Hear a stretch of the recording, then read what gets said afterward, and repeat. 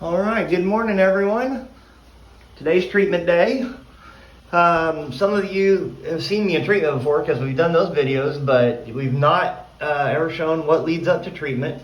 So I figured this would be a good time to let you kind of see the behind the scenes, what has to happen before I go in for treatment. So I have a device that's implanted in my chest right here. It's called an Infusoport. So if you can see, it's got these three little nubs. That is how, when I get my immunotherapy or chemotherapy or anything else that is done by an IV, how they know where to stick the needle in my chest, which you'll see in a video a little later today.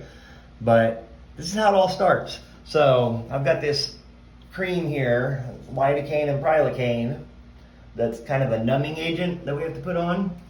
And every time I have treatment, first thing I've got to do an hour to an hour and a half before treatment is put some of that cream on there. And then I've got these special Tegaderm films that I have to buy on like Amazon in big bundles. But it's kind of like a fancy Band-Aid. You've probably seen them before if you had an IV. Just a slightly smaller version of the same thing that they put on you when you get an IV.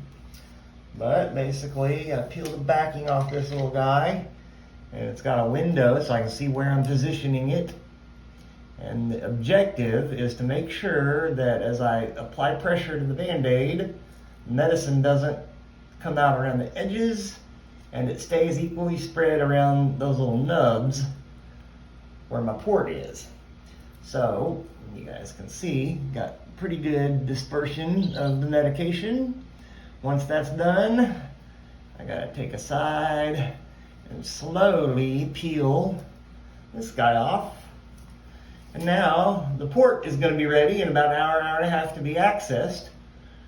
So when I get to the cancer center, you'll see the nurse will peel this off and clean it up.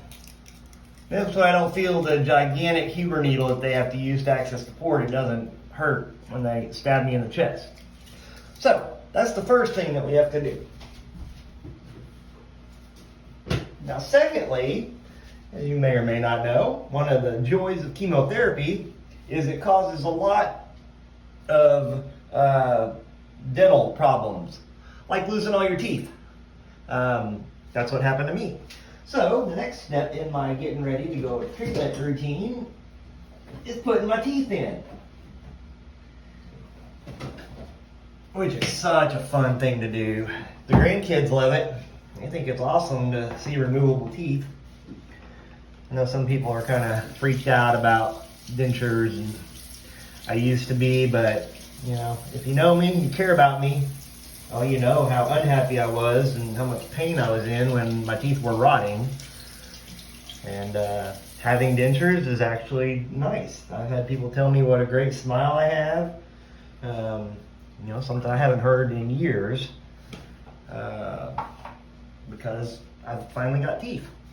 So, yeah. Anyway, I have to take them out of their little case that they're in and pour out the cleaner, because I gotta let them clean every night, so that, you know, they're not funky, and so that the glue that I have to use to keep them in my mouth sticks.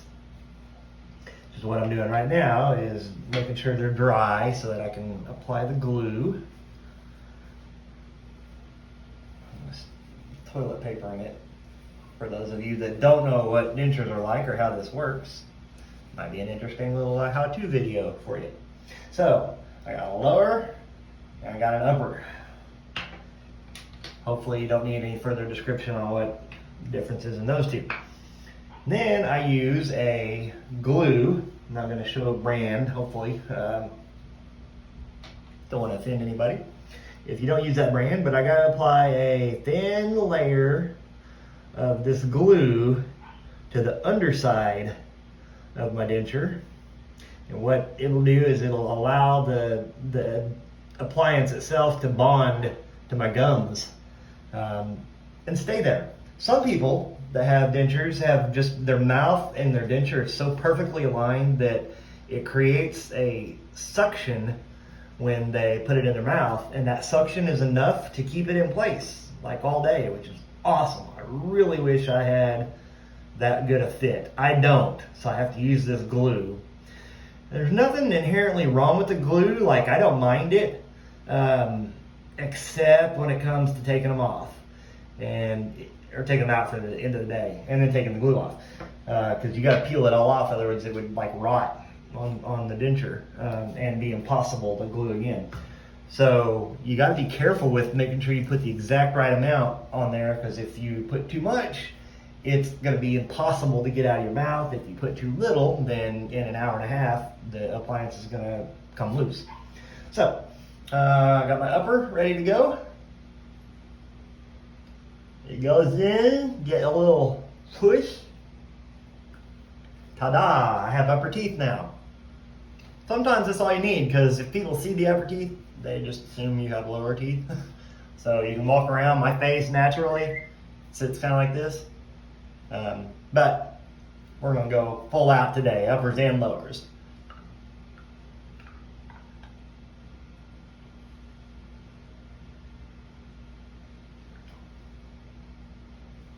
The lower is a little harder to get in there, because that's the one in my mouth that doesn't quite fit right. So basically I just got to hold it in place here for a minute, maybe two, and then the glue will start to stick to my gums and keep the teeth where they belong. Ta-da! Okay, so you've seen the beginning of my morning routine. Every day that I have treatment, this is how it goes. Next thing you'll see is me headed to the cancer center here in a little bit. And then today's behind the scenes day with Josh. Y'all don't forget, please like, share, comment. I appreciate you watching the video. I'm on all the different socials now. As you may or may not have seen, I've got a GoFundMe going, try to help my family out. We've got to be out of our house by Halloween. I've had breathing problems as a result of my cancer and the black mold that is in this house for over a year now. And I persistently stayed on the landlord about it, and instead of fixing it, they've just chosen not to renew our lease. So we're in a huge bind. We've got a GoFundMe. It's in the comments, or in the description on this video. And it's also in the bio on all of my different socials. So thanks again for watching. I appreciate it. And hopefully you'll join me a little later.